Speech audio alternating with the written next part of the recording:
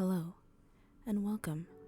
This is part 4 of my series of reading Buddhist Socialism.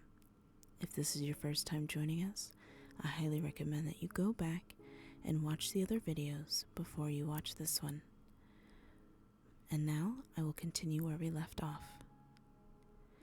A good way to look at the meaning of socialism is to think of it as not taking more than one's fair share, using only what is necessary so that the rest is available for others' use. Both in the teachings of the Dhamma and in the rules for the monastic order, it is written that Buddhist monks must live with only the bare necessities. In the Vinaya, for example, a monk is allowed only 3 pieces of cloth for his robe. Having more than 3 is considered a breach of monastic discipline. If a monk has extra pieces, he must give them to the Sangha, the community of monks. The extra cloth cannot belong to any one person, only to the Sangha, or to the community at large. As for a dwelling, the Vinaya allows a monk a structure no larger than 7 feet wide and 12 feet long. It is a serious violation of monastic rules to have a dwelling that exceeds this size. Such a rule is to ensure that a monk will use no more than he really needs so that the community as a whole will have enough.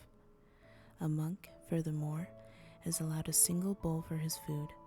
If he is given more than that, it must be given away, because to keep in excess is to break another rule of the monastic order. All of these rules are simply to guarantee that monks will not take more than their share, so that others will be sure to have enough to meet their needs. The Dhamma also teaches us to be content with what we have, that is, to accumulate and own just enough to take care of our material needs. Accordingly, it places great value on being generous with what we have. A true Buddhist community, even of lay people, would be content with the basic necessities of life.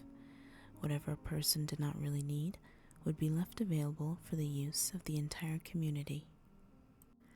Let me give an example. A person of great material wealth, thresti, in the Buddhist tradition, differs greatly from the capitalist, naitun, of today. Outside of Buddhism, thresti has the same meaning as naitun, one who keeps accumulating material wealth far beyond what he actually needs. In the Buddhist tradition, however, the status of thresti was measured by the number of rangten that person had. A rangten was an almshouse, a communal place where those in need could find what they lacked materially. The more rangten one person had, the wealthier one was considered to be. Because of the surplus produced by the thresti and the large number of servants and laborers they employed, they were able to build rangten as a kind of social service. Thresti, in the non-Buddhist sense, however, are strictly naitun. They accumulate endless wealth and reinvest all the profits for themselves while oppressing their workers. A thresti, in the Buddhist sense, on the other hand, employs workers in the cooperative effort for the welfare of the entire community. All members of the Buddhist community, monks and lay people, are not only taught but are required to consume no more than their share of material needs. Excessive consumption is wrong.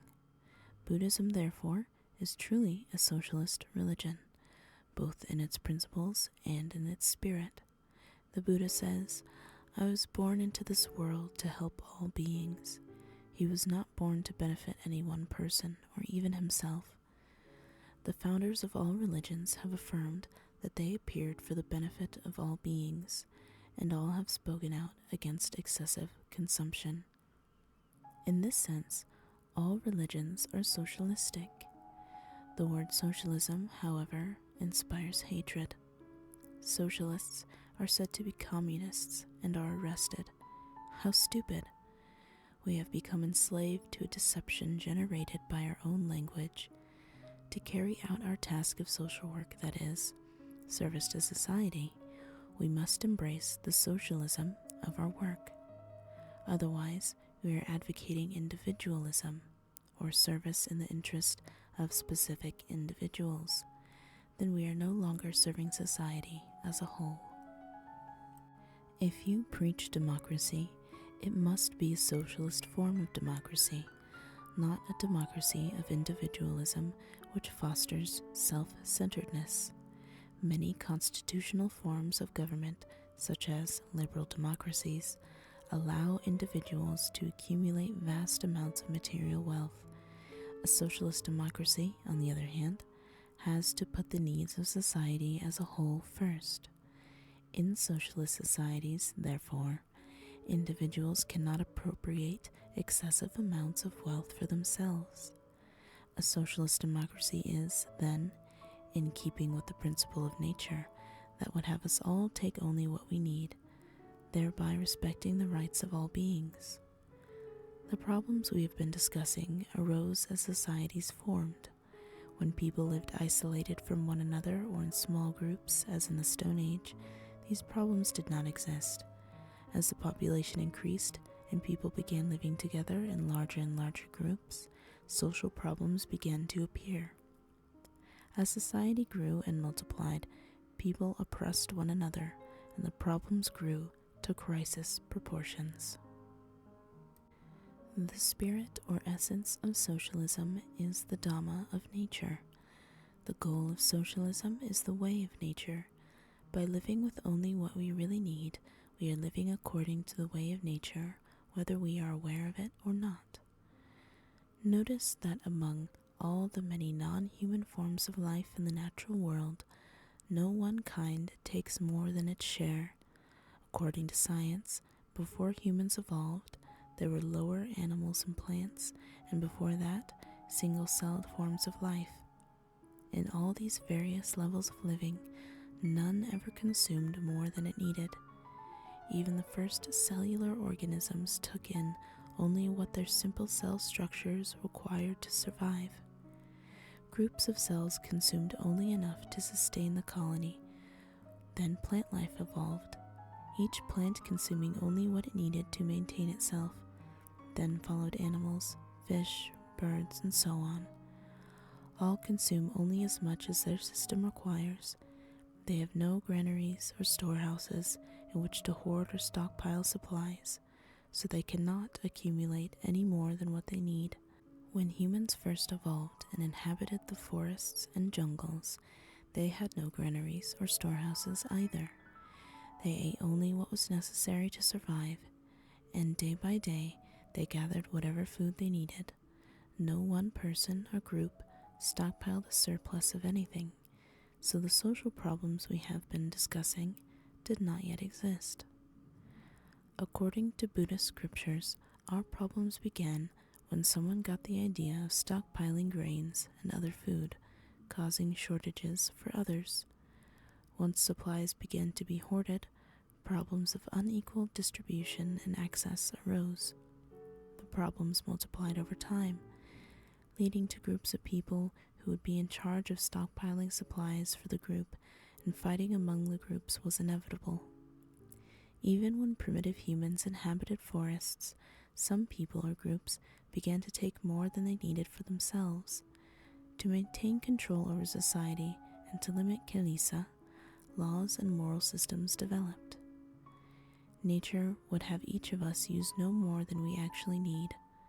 For years, people have failed to heed the way of nature, competing with one another to take as much as they could, causing problems that we live with to this day. If we were to take only what is enough, none of those problems would exist, because then people would not be taking advantage of others and oppressing them. The question then is, how much is enough? There is no set rule. It varies according to the time, place, and situation. These days, it seems that nothing is ever enough. There is a Buddhist saying, "Even 2 entire mountains of gold are not enough to satisfy the desires of a single person." The saying is a way of illustrating how our desires keep multiplying, increasing our wants at the expense of society. Even communism considers the unequal distribution of wealth to be the major problem it must address. Its approach, however, is inconsistent with the way of nature.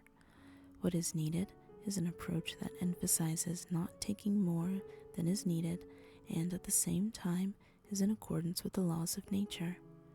For then people would share whatever extra they had out of compassion and loving kindness.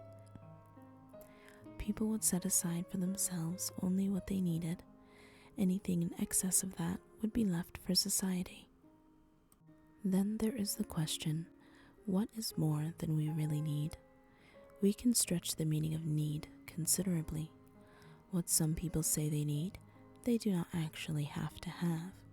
For example, if we were to give away just 5% of what we have, we could still survive.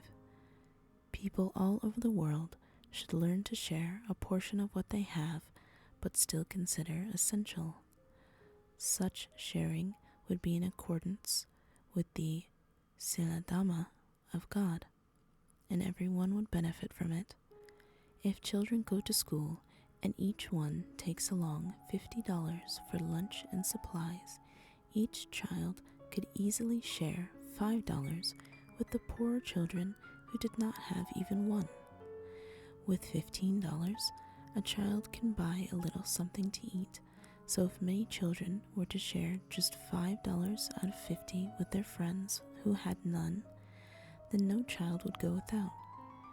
We can still share something of what we have, even when we think we have nothing extra to give away. I'm going to end this part here, and I hope that you have enjoyed my reading of Buddhist Socialism thus far. Please don't forget to like and subscribe, as I will absolutely be posting more. Thank you for listening.